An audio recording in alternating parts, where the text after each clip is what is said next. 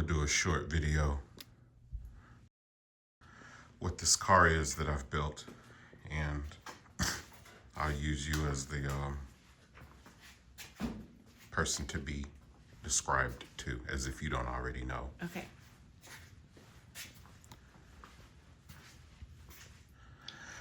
This is a steel tube chassis car. It uses a Hayabusa engine, 1.5 inch diameter, mild steel, nothing special. Start at the front of the car because this is the business end. All of these little logos are going to be gold plated silver. There's a resin on top, but that's how all of the emblems are made. So starting here with the radiator, there's a horn. Burp, burp. The radiator obviously has to go all the way back, send fluid all the way back to the back of the car. And so normally in a sport bike, race bike, you'd have about a gallon, a little over a gallon of coolant. Because of the length of distance that the coolant has to travel to the motor at the back, this actually doubles the coolant capacity. There's your reservoir. And so these wheels, everything on the bike, everything on the car uses as many bike components as possible. So all 4 corners use Hayabusa rear shocks. This car is based off of a Suzuki Hayabusa. And you'll notice the front brake rotors from the motorcycle. The wheels are all homemade, literally.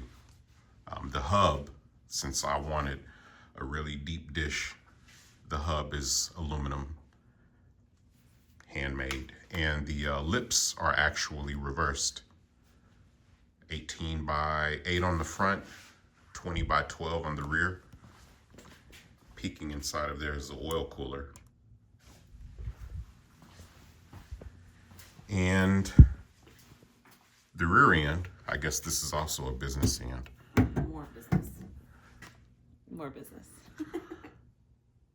Hidden behind the caliper and next to the sprocket, the drive sprocket, is a little baby differential. Show them how big the diff is. It's only like this big. Right, it's a Miata diff. Why? Because it was very hard to maneuver this thing in a parking lot. A solid rear axle ain't the business when you got 12 inches of tire on each side. Oh. This thing felt like a 5,000 pound truck, so I put a diff in it. And the turbo, where's the turbo? It's hiding in there somewhere. Ooh. Somewhere the turbo's hiding. You can barely see the intake pointing backward. Yeah, but it's a 55 millimeter turbo. There's a dual battery start, 24 volt start. So there's 2 batteries to quickly turn this thing over. And we'll come back and show the top end of the car because there's not much to see on the bottom. Basically a flat floor, somewhat of a diffuser to maybe manage airflow on the bottom, but we'll come back and show the top side. It doesn't weigh anything, so it takes forever to go down. A little more. That's good. So here's the top side. Go ahead and climb in.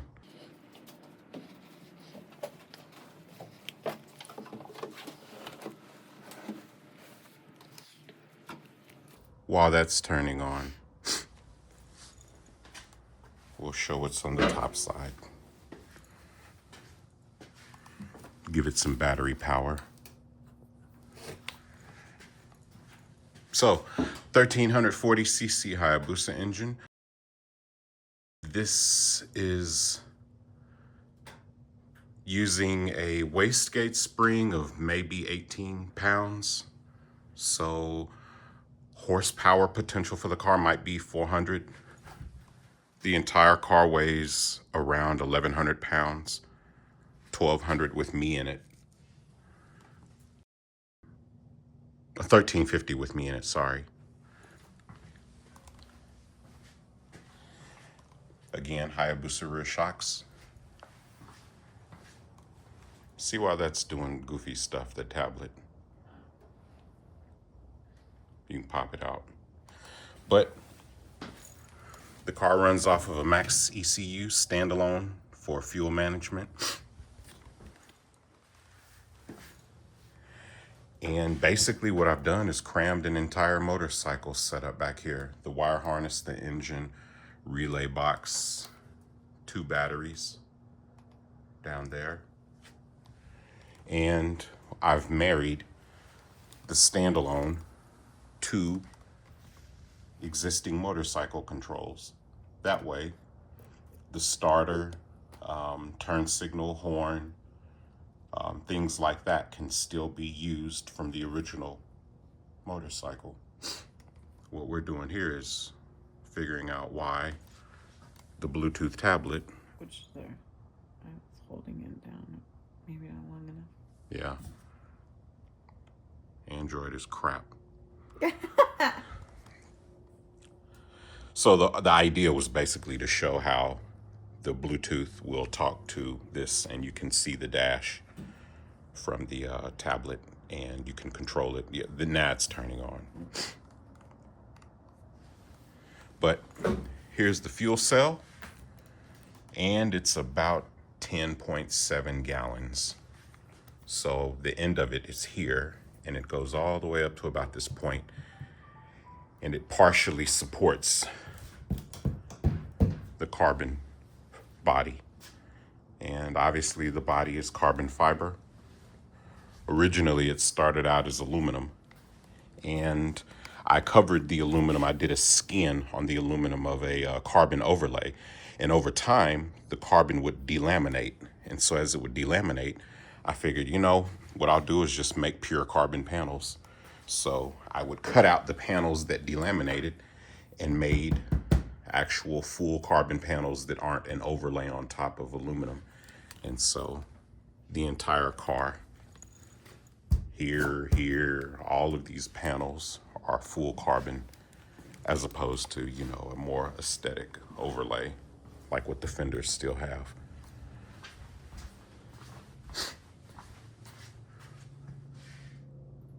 She's still messing with the Bluetooth. I don't know where the MAXX is. It's not in the desktop. Where? Oh, okay.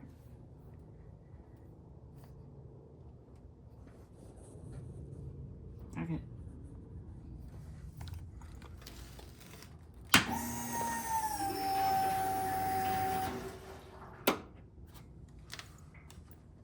And it's connected. We're not going to go through the headache of starting it, but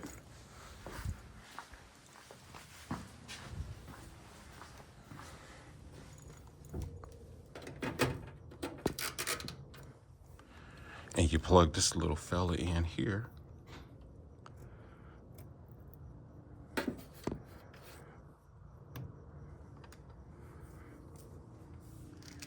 And Well, this is new. I don't know what this is here for.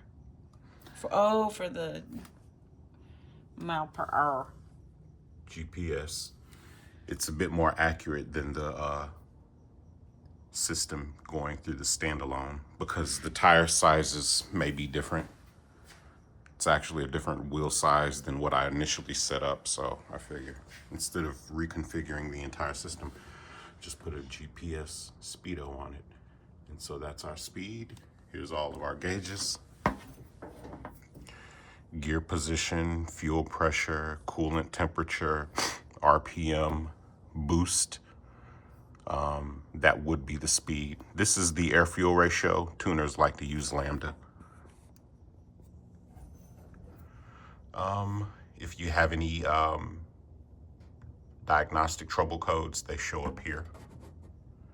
Battery voltage, intake air temp, and the fuel duty of the injectors. How much of your injectors, how hard are your injectors working in terms of a percentage?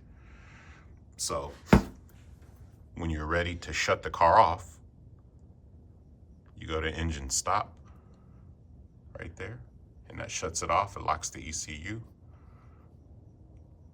You have to remember to turn that back. Otherwise you can't start it.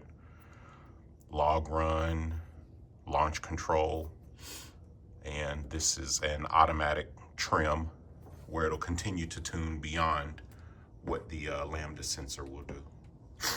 Can I ask a question? Yes. What would you use the two-step for? Launch Where? control. No, I understand what it's for, but where are you going to use that? Like practical application. What's your thought? If the car were capable of launching at a drag strip, that would obviously be the ideal place. But because the weakest point of the car is literally a drive chain, I don't think that the drive chain would handle the torque. Yeah, it would be too much. It would snap it.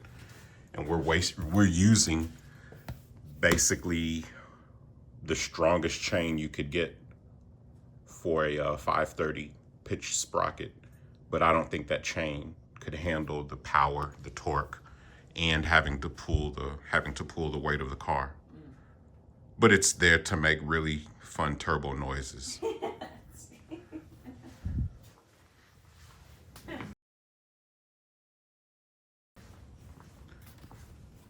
Headlights, they are very bright, so no one has an excuse to not see. When this thing is out on the street, out in the dark, it's almost blinding. But when you get ready to put fuel in it, you remove that clip. I forget the name of that type of connection. Unscrew the cap, pour it in.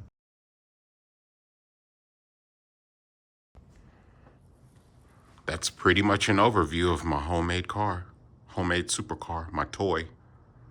And one day, once it's sorted out, things stop breaking, she will get an opportunity to use it. Gingerly. Yeah. Gear lever. And the linkage goes through the frame all the way back to where it would normally be on a motorcycle. So the same way the linkage connects here, it goes through the frame, and that's how you shift here. You got to do it left-handed as if you're British.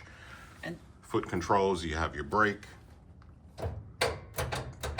accelerator, the clutch, very light clutch, and the e-brake. Yeah, for your drifting. Yeah. So the e-brake goes to that single caliper and single rotor there. Otherwise, you rely mostly on engine braking to slow this down, which it has plenty of. And what else am I forgetting to talk about? I mean, it's got tandem seats, which are obvious. Yeah, that way when you drive, I'll sit back here and cover your eyes. Let you drive by the force. What else am I forgetting?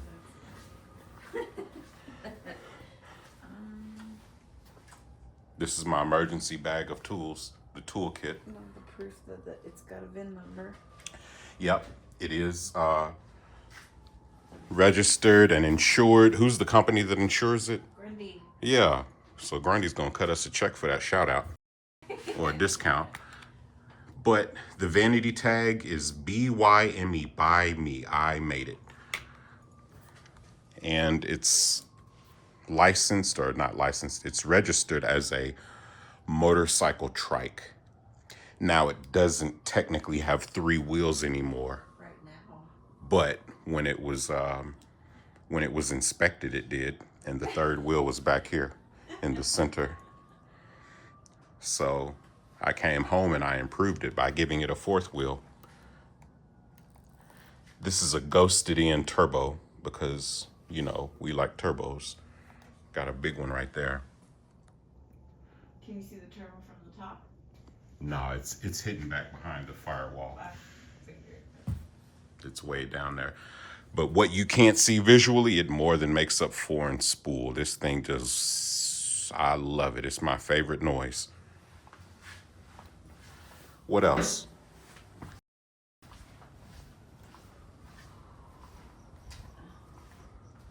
I guess that's everything. Yeah.